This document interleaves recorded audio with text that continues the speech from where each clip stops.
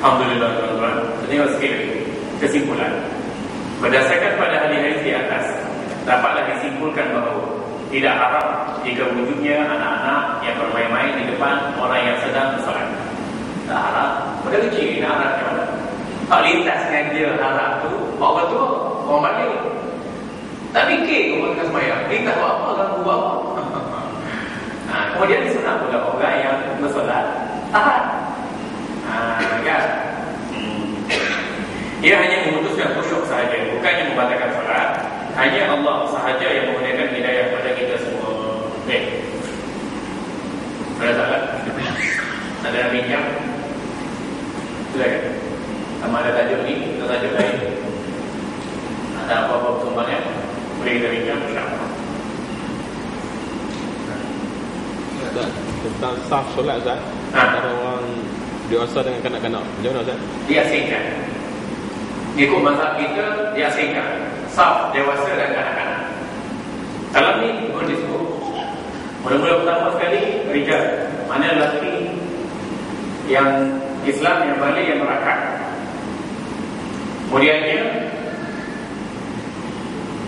barulah kanak-kanak. Habis rijal Sabtama Sabtama 4 5 6 panjang ke mana ke. Habis lelaki yang balik merakat, sihat berbadan. Kemudian dijalankan dengan kanak-kanak.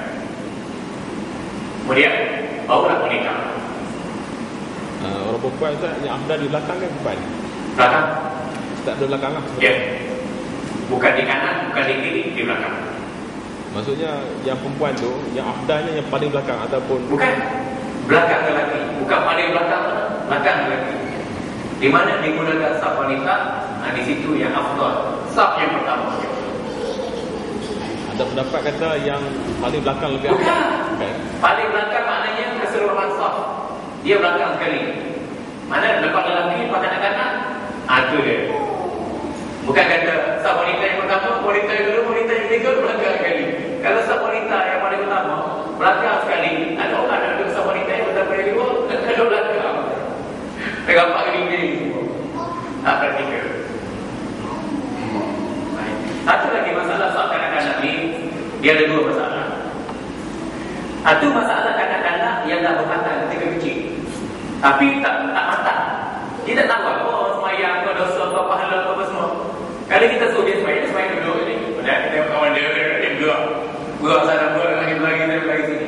Sebab tu kita letak dia kat belakang. Satu, kita memulakan proses tarbiyah pada dia.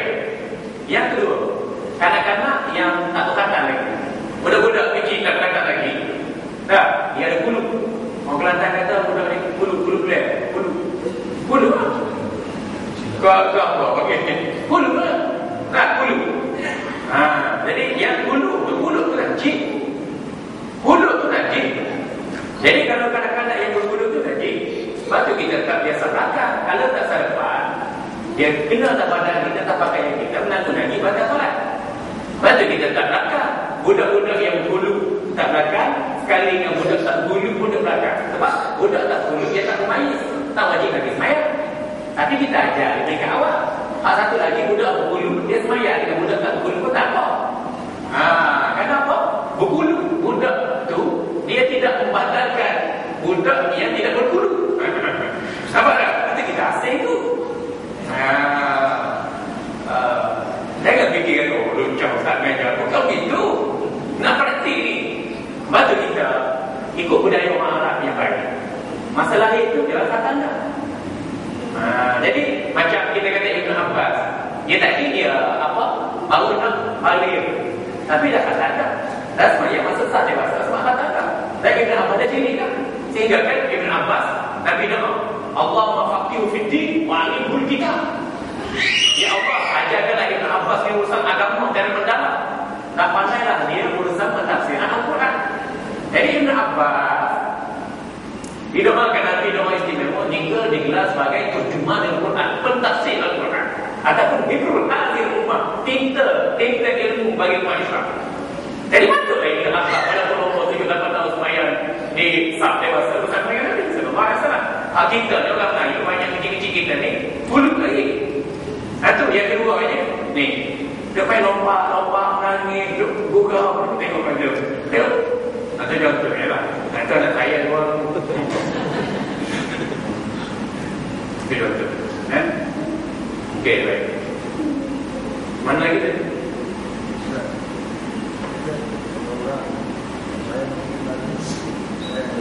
Ya. Ya.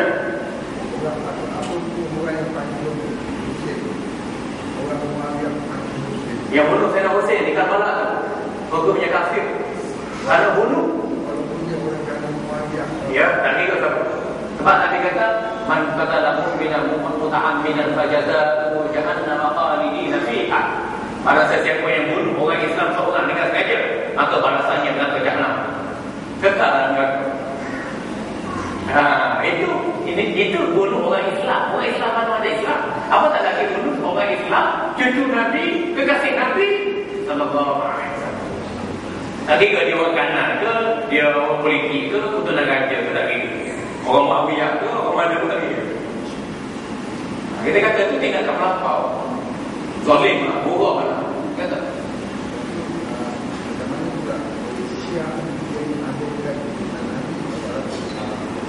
Yang mengagungkan tuntunan Nabi sallallahu alaihi wasallam. Kalau Syiah memuliakan bagus. Tapi kalau mengagungkan sampai ke tahap melampau.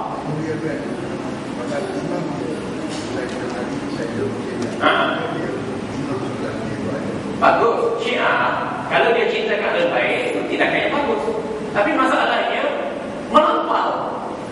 Kerana perasaan kecintaan melampau tu yang jadi macam-macam riwayat dusta, bohongan, sandaran yang tak patut diletakkan kepada yang baik. Sebenarnya bukan kata-kata yang baik, bukan kata-kata keluarga Rasulullah sallallahu alaihi wasallam, kata-kata daripada mereka.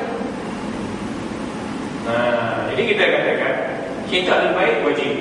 Tapi kalau melampau sehingga mendustakan mereka, maka itu sesuatu yang nyeri.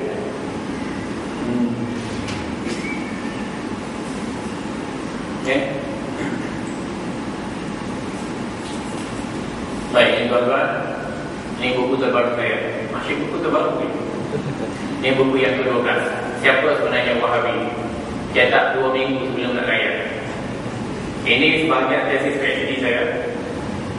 Dalam ini saya beri gambaran jelas berkait siapa Wahabi, siapa Muhammad Abdul Wahab, jarak kemunculannya di tanah Arab dan penyebaran pemikiran Wahabi serta sejarah Wahabi dengan British hingga dia dapat membuka negara Arab Saudi 1930 hingga sekarang.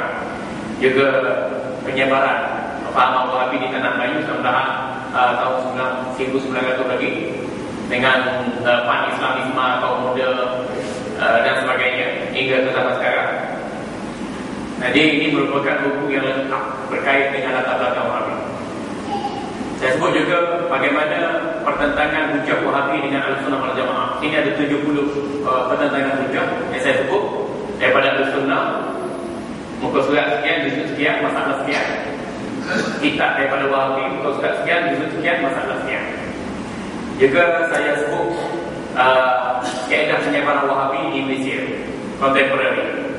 Ini saya skip beberapa keterangan. Ada 4 kaedah penyebaran Wahabi di Mesir. Saya dedahkan peranan yang dimainkan oleh Kedutaan Arab Saudi. Kemudiannya Arab Saudi melantik ustaz penceramah imam tertentu, diberi beribu-ribu seorang untuk ajar ceramah, seminar, forum sepak faham Wahabi. Begitu juga proses pemwahabian berlaku di universiti Facebook. Dan ini merupakan buku pendidikan Al-Quran Sunnah yang dicipta oleh Kementerian Pelajaran Malaysia yang mengagung-agungkan Syekh Islam Ibn Taymiyah yang menjadi idola pada Wahabi. Kalau Kementerian tak tanggungjawab, siapa nak tanggungjawab? Saya takut Menteri nak sama saya ni bukti dia. Maknanya dalam modul pendidikan kebangsaan sudah ada pendidikan yang mencirikan kepada bias Wahabi. Ini saya skip seminar yang dibuat oleh kerajaan negeri Perlis. Kalau raja boleh kata, orang politik boleh kata boleh, bukan Wahabi. Ini dia buat seminar antarabangsa mengenai Syekh Muhammad Abdul Wahab pada zaman Syaidah Qasim lagi. Tak pernah nak jawab. Betul kalau boleh dakwah boleh, bukan Wahabi. Tapi seminar ni siapa Kerajaan negeri Inggeris dengan kerjasama kedutaan Saudi. Okey. Ini pula Al-Quran terjemahan dalam bahasa Indonesia yang diberi secara percuma oleh kedutaan. Ia ada tanda merah.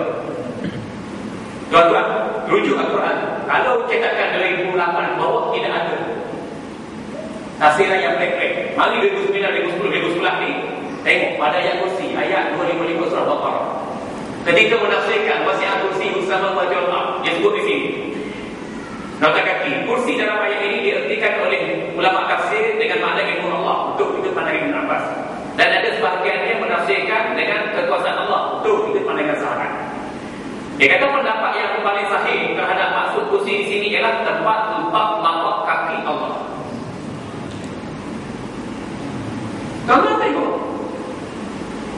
kitab ni tafsir dalam bahasa Melayu dicetak dan disebar ke seluruh Nusantara.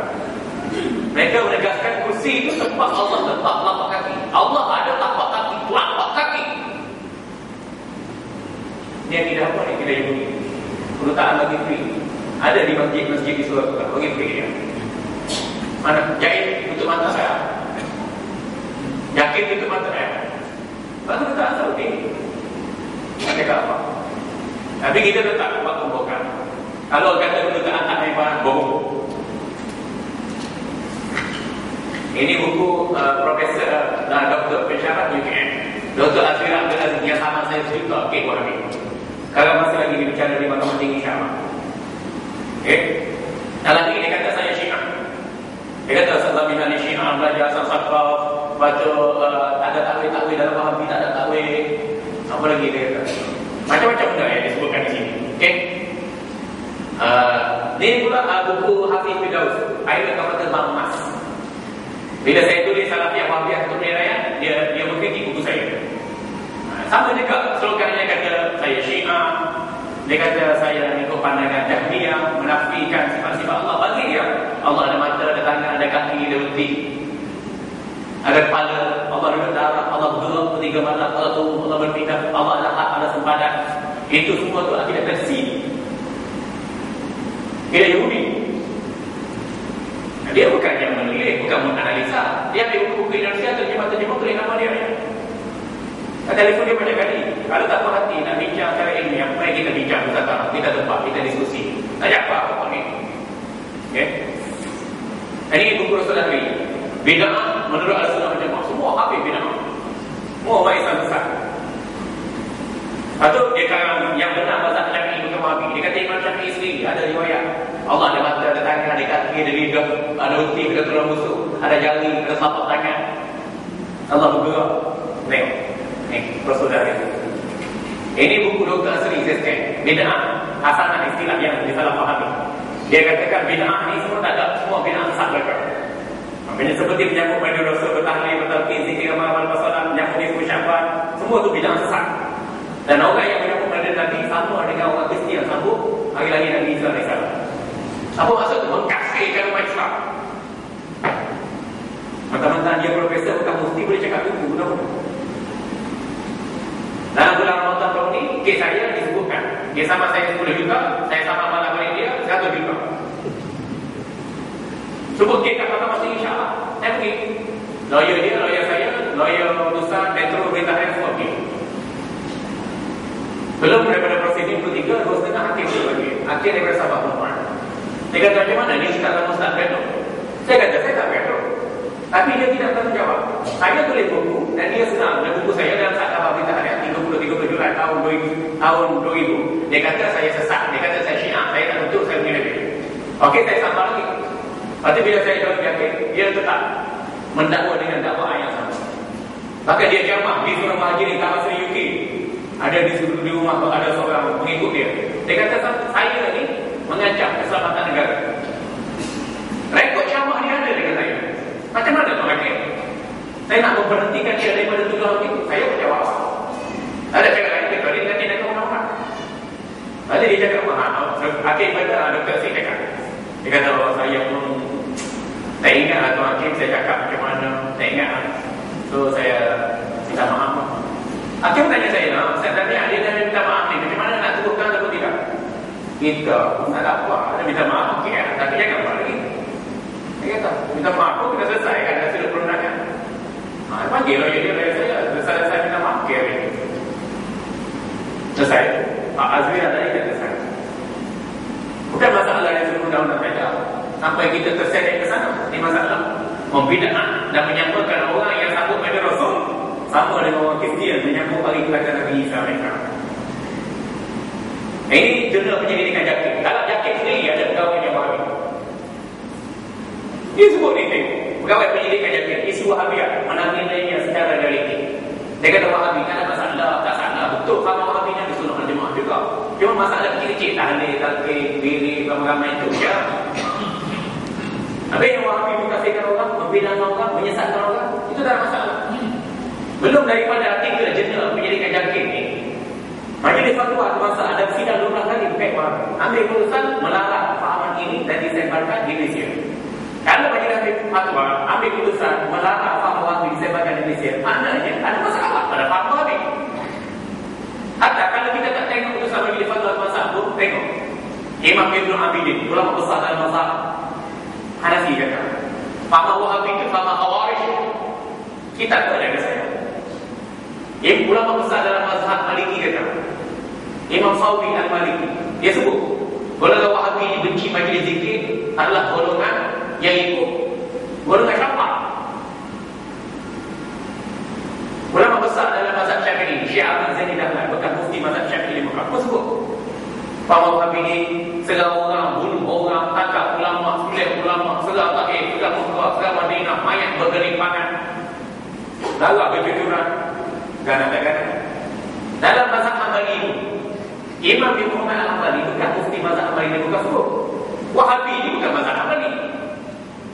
Jadi kalau mufti-mufti ulama-ulama besar disebut dalam 4 mazhab, beratlah lagi kita di kalangan alim ulama semasa dengan Muhammad Abdul Wahab, lepas sama Muhammad Abdul Wahab, sama kita sekarang menolak faham Wahabi.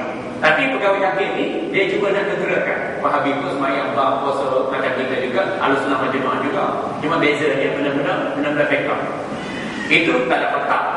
Lepas tu dalam ni saya bawa 160 lebih kitab yang dikarang oleh ulama menjelaskan tentang bahaya faham Wahabi terhadap masyarakat. Ini buku Profesor Universiti UKM, Dr. Fatah Abu Ismail, Fatah Abu Ibrahim. Dia kata Allah ada mata, tangan, ada kaki, dia telinga tu. Wajib kan? Tengok, itu akidah apa? Akidah khayalan. Saya sekarang sudah menyelesaikan satu lagi kitab menyelewengkan akidah khayalan, akidah tersib yang menganggap Allah ada mata, tangan, kaki, telinga, betik, macam-macam. Kita jawab apa itu?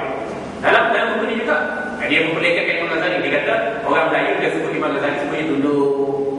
Lepas tu dia kata memperlekatkan kekurangan pada ilmu sifat 20. Dia kata gaji sifat 20 ni kurang kerana tak bincang asma husna, tak bincang tentang perbuatan Allah. Padahal semua tu dibincang. Kalau kita belajar kita tahu kita 20 Allah. Nah, tengok ni Allah juga tak arah. Dia sebut Allah ada di atas langit. Ini profesor ni sebut. Tapi kalau berfaham Wahabi, dia kira profesor sejelaskan. Ini buku yang dicetak oleh Jabatan Kaki Islam Kelantan.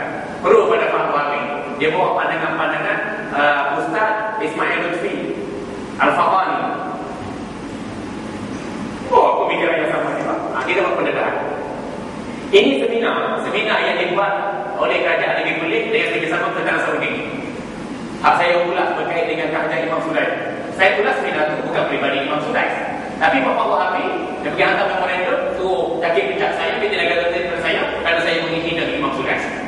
Dan dalam seminar kat Raya Julan tu, di buku ni diagihkan ni, The Life, Teaching and Influence of Muhammad bin Abdul Wahab. Kalau seminar berkenaan tak saya faham Wahabi, buku Wahabi ni boleh bercuma buat. Apa nak kata dia? Menteri kata, tak ada pun saya pergi hati rasmi, tak ada pun dia cakap Wahabi. Kamu pergi rasmi, bukan mendengar pembentangan. Saya ada kita kerja, ada mereka menjawab. Lepas tu saya bagi, apa yang mungkin. Kalau tak tentu, kalau saya tak tentu, amal saya. Okay. Ini teman-teman boleh dapatkan. Alhamdulillah. Ini kajian 14 tahun. Bukan mudah. Populasi kajian di Malaysia, di Singapura, di Selatan Thai, di Lebanon, di Jordan, di Mesir, di Dubai, Ini populasi kajian kita. Nah, kita dapat baca lepas ni pokok Wahabi tak mati tembak secara jelas silakan. Kita boleh berdepan, boleh berbincang. Tapi kalau tembak secara politik, saya ingat tuan-tuan, dalam UMNO memang Wahabi ada. Dalam PAH dan PKA memang Wahabi masuk. Strategi Wahabi sekarang ni dalam kerajaan kita ada, jabatan agama kita ada, dalam pembangkang pun kita ada. Yang penting Wahabi. Begitu juga strategi Syiah kan? Semua begitu. Kita ada sunnah wal jamaah ni kapan-kapan. Allah Rabbi. Ini tuan-tuan boleh dapatkan. Saya cetak 10 ribu. Duit sendiri apa semua sekali. Jualkan kedai RM25. Tapi tak banyak kan? Saya jual sendiri RM20 potong diskaun. Termasuk tanda tangan.